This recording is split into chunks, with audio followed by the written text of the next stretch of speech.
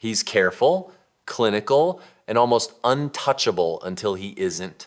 Tonight we're running a full timeline of every time Dexter Morgan got outplayed, starting with a blood slide that should have ended the story, and finishing with a neat self-defense kill on camera that fooled exactly no one who knows how to read a room.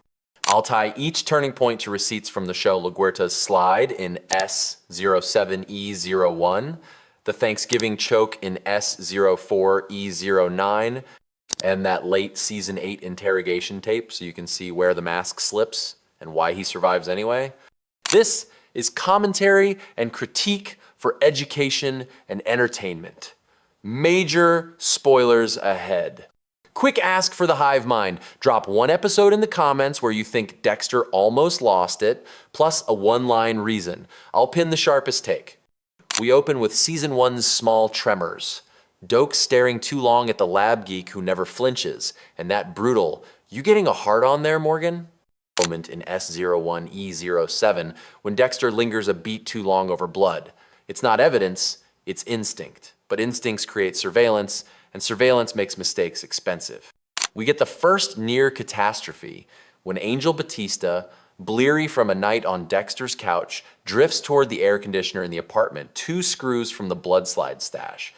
The camera sits on Angel's hand, and for a breath you can feel Dexter do the math. A friend becomes a witness the second event comes loose. Pattern interrupt. The first person to truly outplay Dexter isn't a cop, it's the ice truck killer. After Dexter dumps the Castillos at sea early, season 1, Valerie's body reappears exactly where he killed her. That's showmanship, not forensics, and it forces Miami Metro to stare at a needle mark. Masuka notices while Dexter hand waves it as a bug bite. Even when Masuka orders tox and M99 pops, Dexter scrambles not by arguing science, but by erasing an email trail to a fake DEA alias. It's an early lesson. When someone controls your evidence, they control your story. Season 2 turns up the heat and a literal giant rips the plastic off. Early in the season, little Chino tears through Dexter's restraints and bolts. That's not a loose end, that's a billboard. Chino's a known enforcer with a face and a crew. If he walks into Miami Metro and points at the blood guy, the quiet analyst persona collapses in under an hour. From there, Doakes starts tailing Dexter like it's a second job parking lot. Alley, the moment Dexter nearly brains a driver he thinks is little Chino and finds Doakes staring back. Curiosity loop.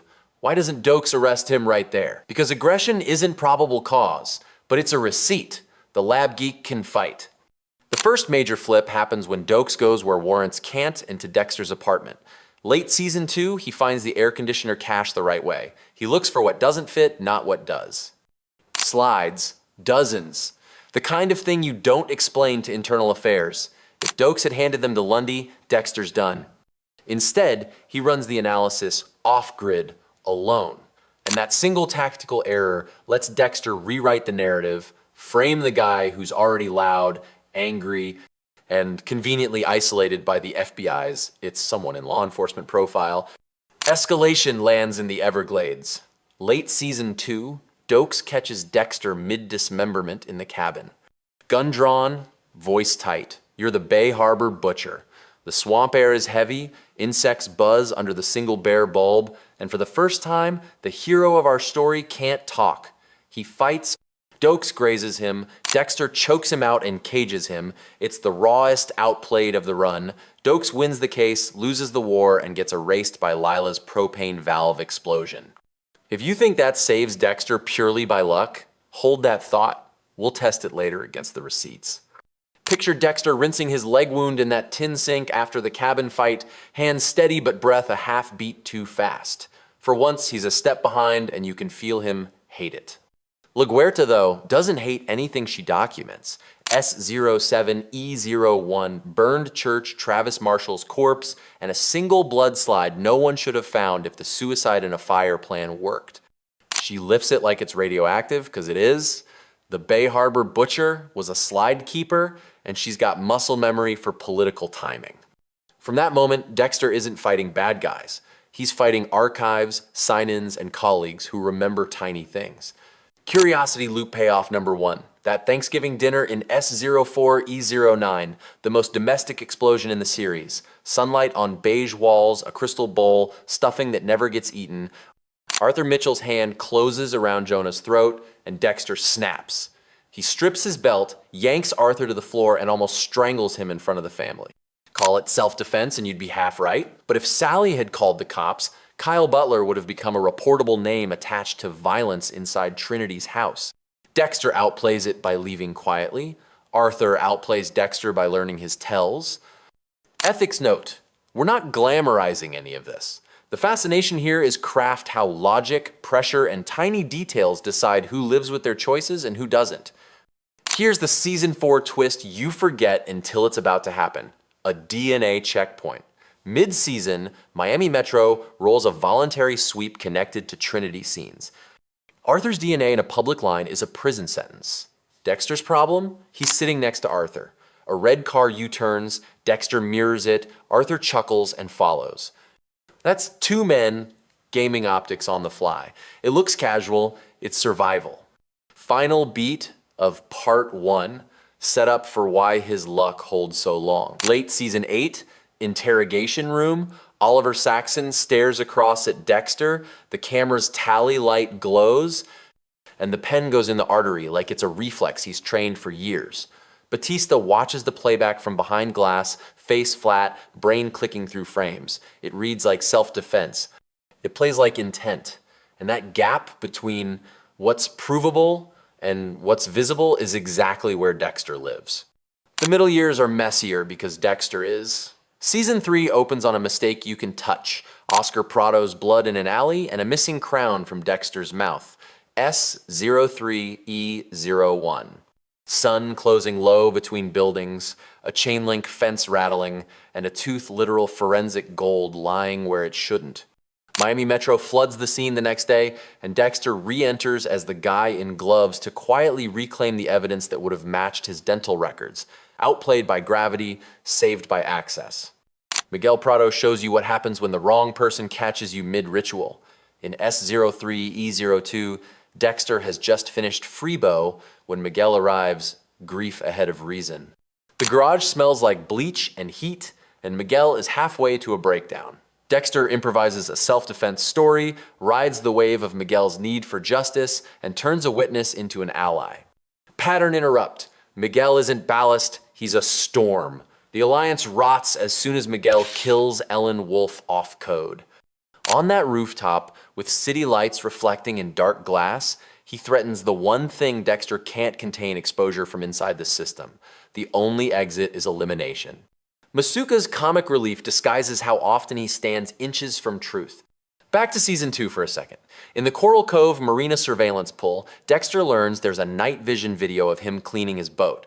He pulls a fire alarm and scrubs the footage before anyone notices.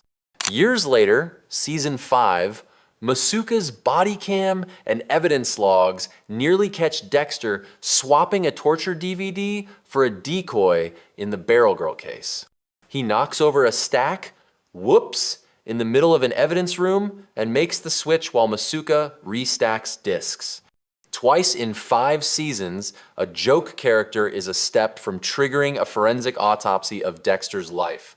Curiosity loop, why doesn't Quinn close him when he finally smells smoke? He hires Liddy, who gets the photo series Dexter and Lumen, black bags at 3 a.m., the bay opening like a maw. That should be enough to open a formal probe echoing season 2's Bay Harbor hunt. Instead, Liddy goes private, greedy, and dead. The receipts are real, the custodian of the receipts isn't. Dexter doesn't outplay Quinn. Quinn outsources to the one guy guaranteed to cut corners. Season 5 also gives us the cleanest "She Saw Me Do It" in the run Lumen Pierce watching Dexter drive a knife into Boyd Fowler. The bathroom is tiled, harshly lit. The sound ducks to a high hiss as Lumen's eyes lock on Dexter's face. If she runs to Miami Metro, it's over. Instead, trauma recognizes order. The man who killed her captor looks like an answer. It's not luck, it's psychology. Dexter's restraint and empathy here are tactical. Killing her to protect the secret would reveal a different kind of rot. He gambles on trust and buys months of cover. S04E09 again, different angle. After the Thanksgiving meltdown, the FBI raids Arthur's house. Dexter's in it.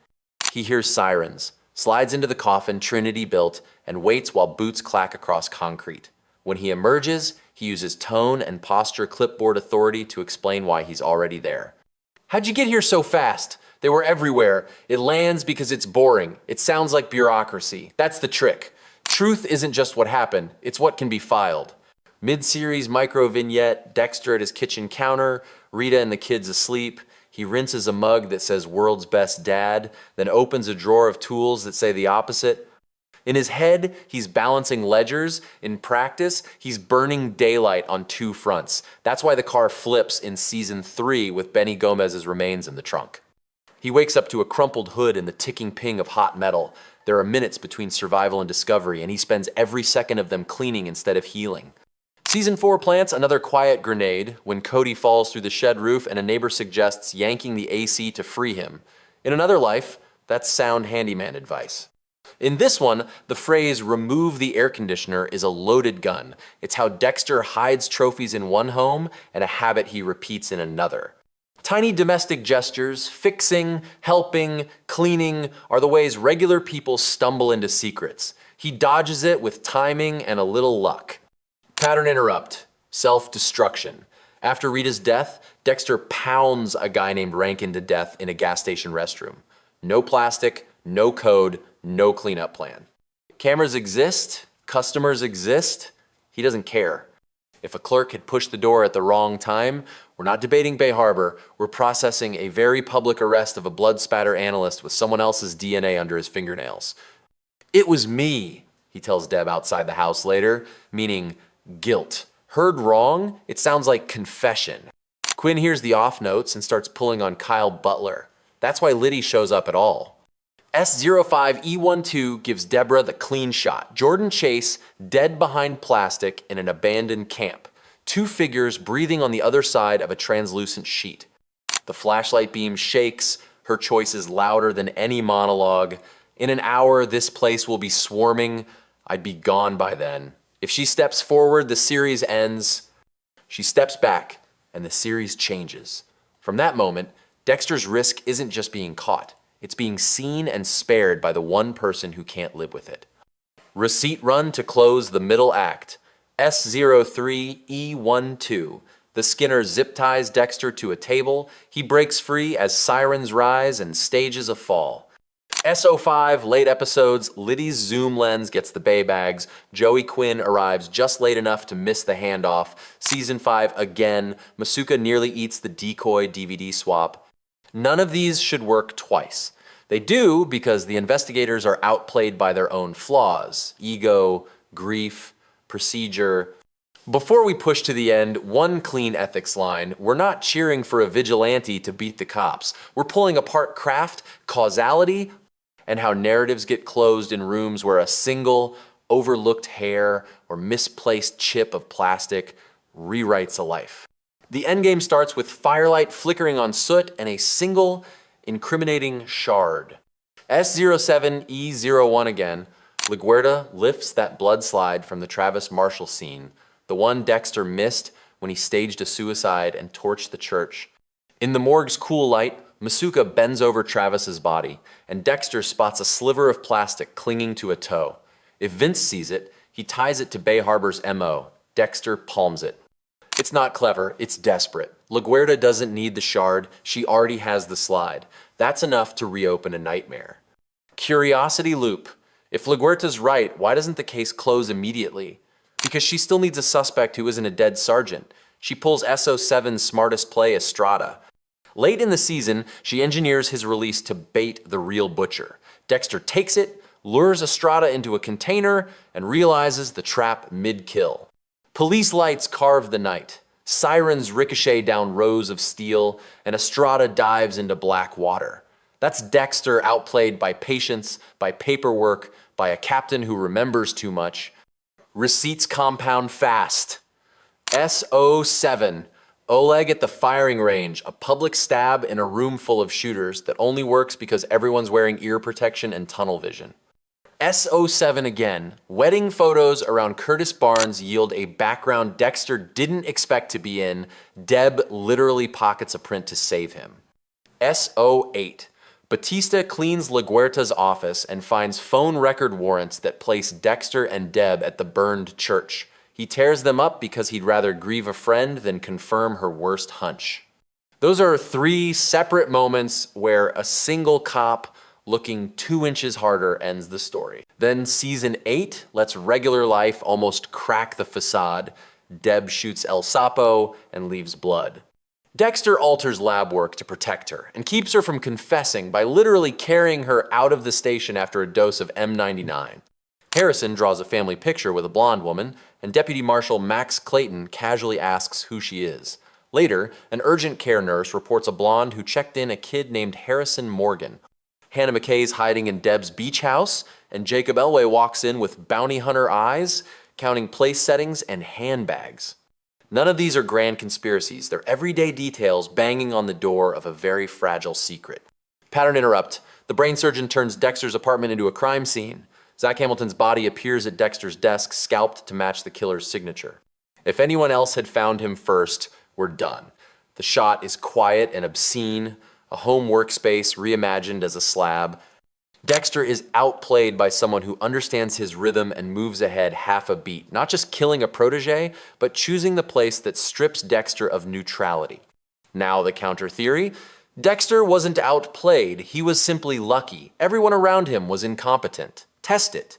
Doakes isn't incompetent, he's isolated and breaks chain of custody by going solo with the slides. LaGuerta isn't incompetent, she's overruled by politics and a killer who weaponizes Deb's love. Batista isn't incompetent. He's a cop who's seen institutions eat good people and chooses mercy over a dead friend's crusade. Quinn isn't incompetent. He hires the wrong guy and pays for it. Luck exists, but the receipts say something colder. Dexter survives because other people pick the wrong lever under pressure. We close where we previewed. Late season 8, the interrogation room, cold fluorescent glare, a camera red dot, Oliver Saxon in a chair, Dexter across a table. The strike is a blur pen, artery, collapse, and the video plays like a training film for what not to allow in custody. Batista cues it again. Quinn says self-defense out loud because he needs that to be true. Batista's eyes say no, it can't be charged as murder. It reads as bait and response. But that's the point.